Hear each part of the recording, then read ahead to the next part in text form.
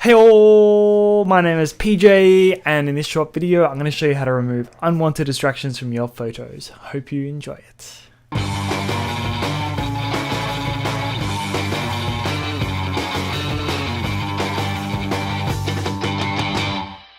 So here I have a photo of a young fella called Sam. Sam plays in a band called Archive. One of my previous videos was showing some behind the scenes stuff from this shoot, and this is a photo for his guitar endorsement. So as you can see, it's a pretty clean, simple photo, but this is what it started like. And I don't know why I didn't notice it at the time, but there's a very destructive microphone sticking out of the head, and there's also a shadow from the microphone from the from one of the lights on the background there.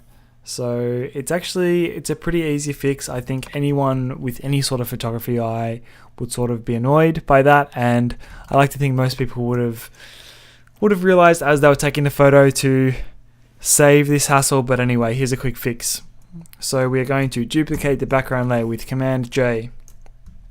I'm going to zoom in here, grab that clone stamp tool, make sure you've got the brush as soft as possible. 100% opacity and flow. We're going to make a little gap here between the microphone stand and the hair. So let's increase the brush size a little bit. I'm going to sample some of this hair here and just use that texture, that red texture, to make a bit of a gap there. It doesn't matter if it's not perfect.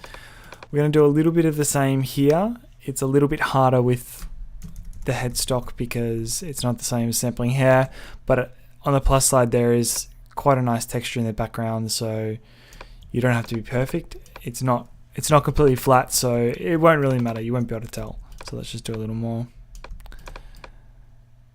And so you could pretty easily sample the whole thing out with the clone stamp tool, but I think probably what's even easier is to just grab the spot healing brush, which is, no, not the spot healing brush, the patch tool, which is under the spot healing brush. And we're going to make a selection around the microphone that we've just separated from our subject. And we're going to drag it up along that gradient there. So making sure that the black tones are in the same place, the red tones are in the same place, drag it up along the same gradient, deselect, and that's done a pretty killer job of getting rid of that. Same thing with this shadow here. Let's make a very rough selection. Make sure you get in between the gap that you just made, and making sure that the black part is moving on top of the black part and the red part is on top of the red. Let's move it up that gradient a little bit, let it do its thing, deselect, and there you have it, a very clean, simple way to remove some distractions from your photos. Looks good. Thank you ever so much for watching. I hope you enjoyed the video. If you did and you learned something, please give me one of these bad boys.